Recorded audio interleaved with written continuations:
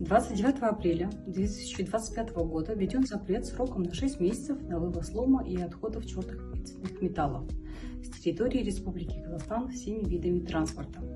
За исключением бывших в употреблении элементов подвижного состава, ввозимых и ввозимых с и на территорию Республики Казахстан для ремонта.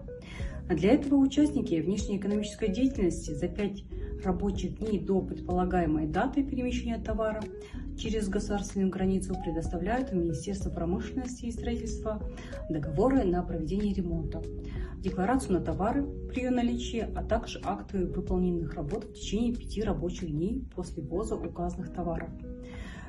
Целью запрета является обеспечение загрузки отечественных металлургических предприятий сырьем максимальной переработки вторичных металлов внутри страны, а также повышение экологической чистоты и минимизации энергозатратности в металлургической отрасли. Сообщаем, что приказ о запрете вывоза лома и отходов черных металлов продлевается по истечении 6 месяцев.